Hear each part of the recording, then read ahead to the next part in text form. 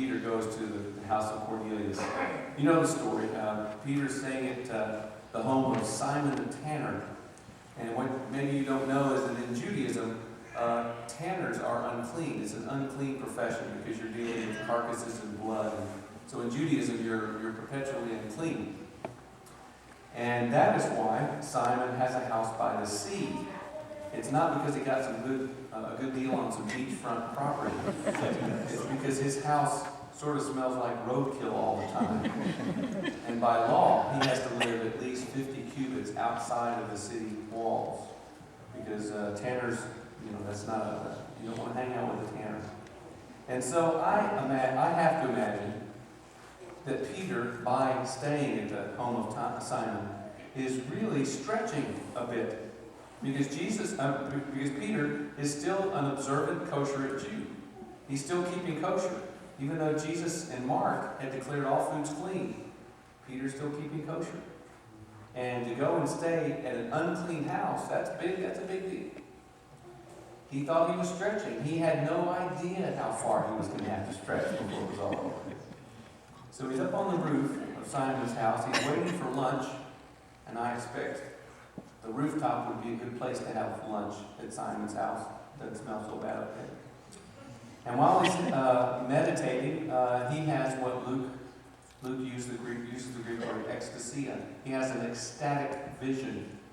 And in this vision, a sail comes down out of heaven, a sheet, a sail, that's tied at the four corners, the way a sail is tied. Peter's grown up around ships. He knows about sails.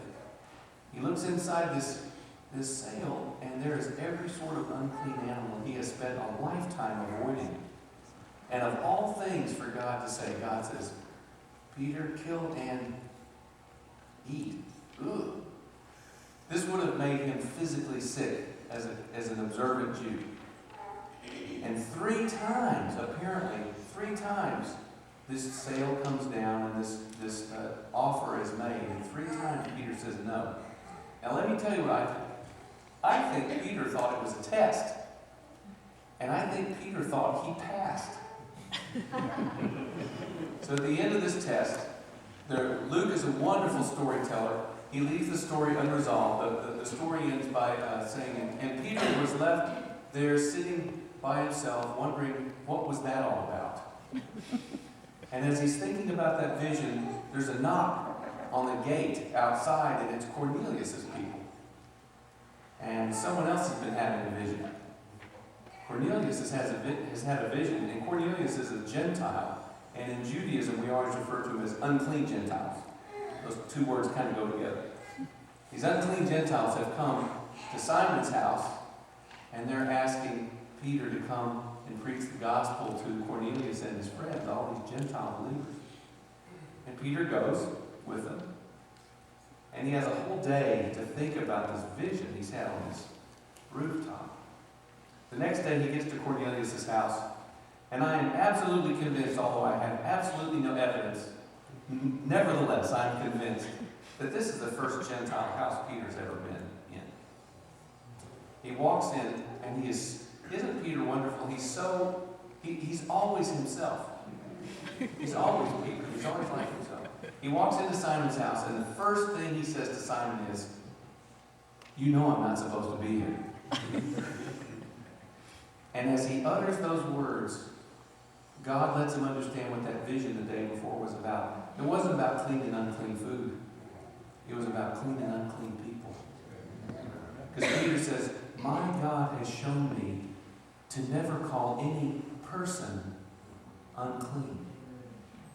And then Peter starts to preach his little sermon. Peter preaches 3 sermons in Acts. He only gets to finish one of them.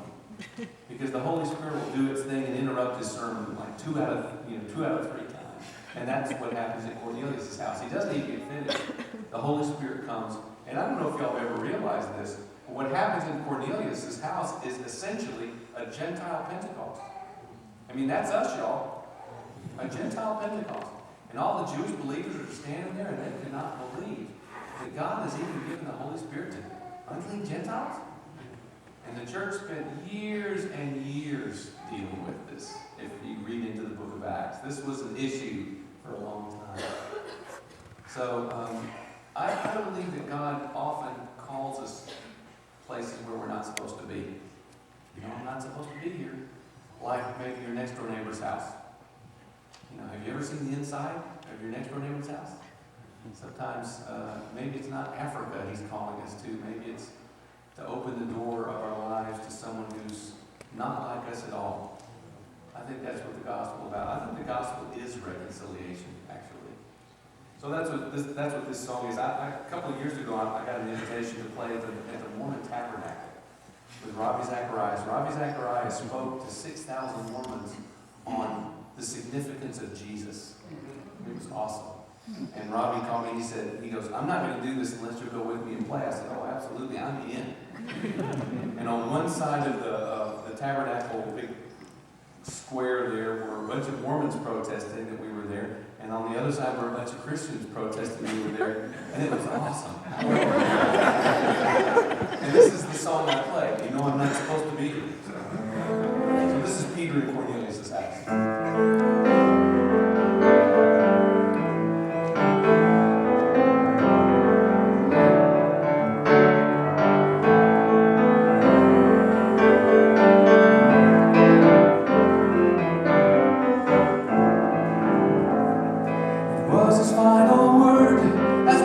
Beside the sea, you will be led where you don't want to go.